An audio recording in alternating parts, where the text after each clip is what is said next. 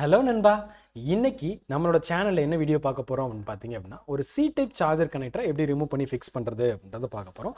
வாங்க நம்ம இப்போ வீடியோக்குள்ள போகலாம்.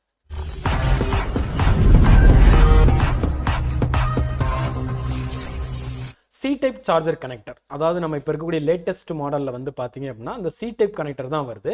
ஸோ இதில் ஏதோ டேமேஜ் ஆயிடுச்சு, லூஸ் கனெக்டர் ஆயிடுச்சு அப்படின்னா நம்ம மொத்தம் சப்போர்டோட தான் நம்ம மாற்றுறோம். அதை எப்படி நம்ம ப்ளோயர் மூலமாக ரிமூவ் பண்ணிட்டு ஃபிக்ஸ் பண்ணுறோம் பார்க்கலாம். சார் இது வந்து பார்த்தீங்கன்னா வி சார்ஜரை வந்து நீங்கள் ரிமூவ் பண்ணுற மாதிரி தானே, அதே மெத்தட் தானே சார்? சேம் மெத்தட் தான். பட் இதில் வந்து நம்மளுக்கு பார்த்தீங்கன்னா 24 பின்ஸ் வரும். ஸோ ஒவ்வொரு மாடலுக்கும் இந்த கனெக்டர் வந்து மாறுபடுது. நிறைய பேர் சப்போர்டை தான் நம்ம சேஞ்ச் பண்ணுறோம். சார் எப்படி சார் சேஞ்ச் பண்ண, சில பேர் நம்மகிட்ட பர்சனலாகவே மெசேஜ் பண்ணுறாங்க.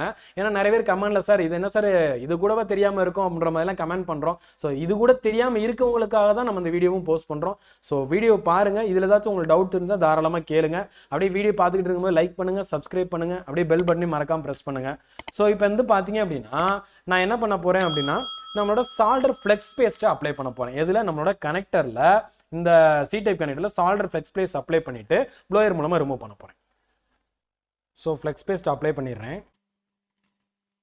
ஸோ டெம்பரேச்சர் ஆனது வந்து பார்த்தீங்க அப்படின்னா ஒரு 360 வைங்க, ஏர் ஆனது 30 வைங்க ப்ளோயரில். ஸோ நம்ம என்ன பண்ண போகிறோம், அதை அப்படியே ஹீட் பண்ணி தான் எடுக்க போகிறேன்.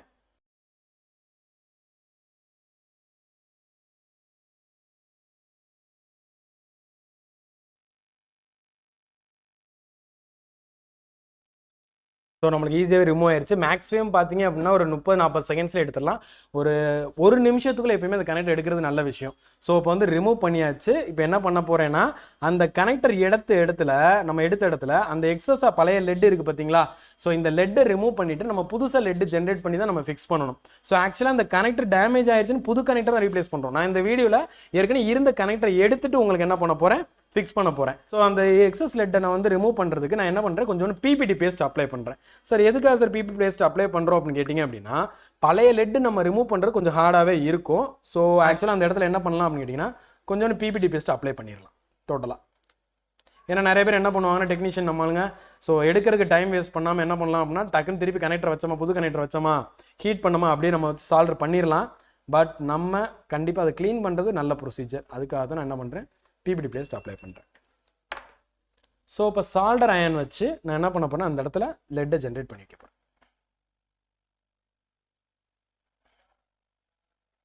ஸோ அடுத்து பார்த்தீங்க அப்படின்னா இந்த இடத்துல பாருங்க லெட்டை ஃபுல்லாக ஜென்ரேட்.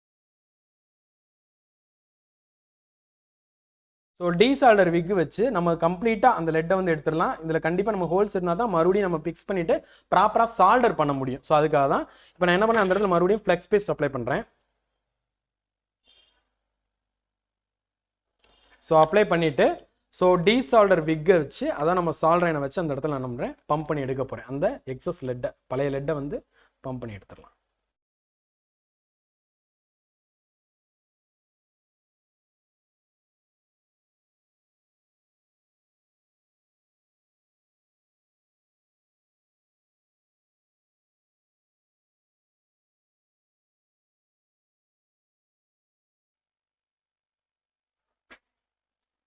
ஸோ இந்த மாதிரி அந்த ஹோல்ஸில் நிறைய பேர் பார்ப்பாங்க, அந்த ஹோல்ஸ் வந்து க்ளீன் பண்ணுறதே கிடையாது.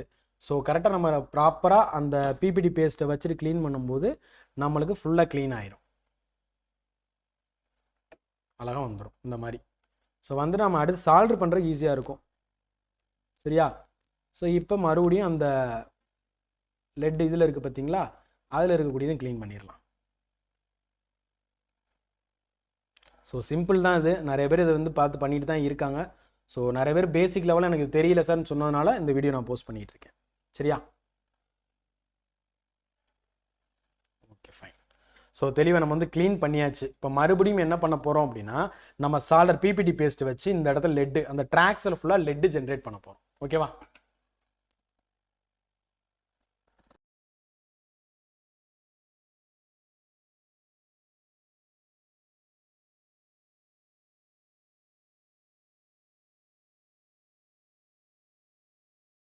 ஸோ இப்போ வந்து பார்த்தீங்கன்னா அந்த இடத்துல இருக்கக்கூடிய அந்த பேஸ்ட்டை முதல் க்ளீன் பண்ணிடலாம் ஃபிக்ஸ் பண்ணுறதுக்கு முன்னாடி. ஸோ அதுக்கு நான் ஐபி அடிச்சு தான் நான் என்ன பண்ண போகிறேன், க்ளீன் பண்ண போகிறேன். IPR 530 எதனாலும் யூஸ் பண்ணி போர்டை வந்து க்ளீன் பண்ணிக்கலாம்.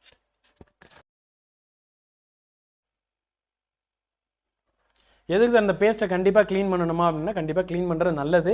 எதுக்காக சொல்கிறோம் அப்படின்னா அந்த பேஸ்ட்டே ஒரு நாளைக்கு பார்த்தீங்கன்னா ஒரு ரஸ்ட்டாக மாறி நம்மளுக்கு என்ன ஆயிரும், மறுபடியும் கம்ப்ளைண்ட்டாக மாறும், சார்ஜிங் கம்ப்ளைண்ட் இந்த மாதிரி வரும். ஸோ அதுக்காக தான் அந்த பேஸ்ட்டை நல்லா க்ளீன் பண்ணிடலாம்.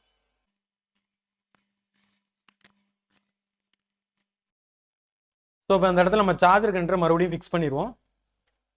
ஸோ ஃபிக்ஸ் பண்ணுறதுக்கு முன்னாடி கொஞ்சோண்டு ஃப்ளெக்ஸ் பேஸ்ட்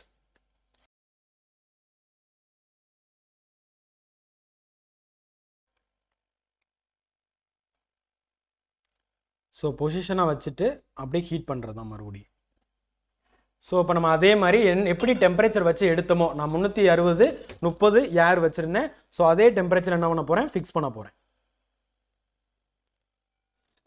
ஸோ அதே ஹீட் டெம்பரேச்சரில் நான் என்ன பண்ண போகிறேன் அப்படின்னா இதை ஃபிக்ஸ் பண்ண போகிறேன். ஸோ ஃபிக்ஸ் ஆயிடுச்சு. ஸோ அதில் இப்போ 4 சைடுலையும் 4 கார்னர்லையும் நம்ம என்ன பண்ணோம்னா சால்டர் பண்ணிடலாம் நம்மளோட சால்டர் லெட்டை வச்சு. ஏன்னா மேனுவல் சால்டரிங் பண்ணும்போது நம்ம திருப்பி வந்து ஒரு சார்ஜர் கனெக்ட் அவங்க மாட்டும் போது என்ன ஆகுனா மறுபடியும் டேமேஜ் ஆகிறதுக்கு சான்சஸ் இருக்குது.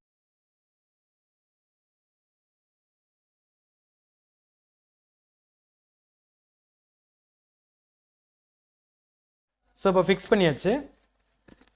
ஸோ இப்போ வந்து நம்ம சால்டர் பண்ணியாச்சு. சால்டர் பண்ண பிறகு நம்ம வச்ச கனெக்டர் கரெக்டாக இருக்குன்னு தெரிஞ்சுக்கிறதுக்கு ஜஸ்ட் இதை பார்த்தா மட்டும் தெரியாது. ஸோ அதில் இன்புட் நான் வந்து இப்போ வந்து 5 வோல்டேஜ் வந்து கொடுத்துருக்கேன். அந்த 5 வோல்ட் இன்புட் வந்து என்னோட கனெக்டரில் வருதா அப்படின்ற நம்ம தெரிஞ்சுக்கலாம்.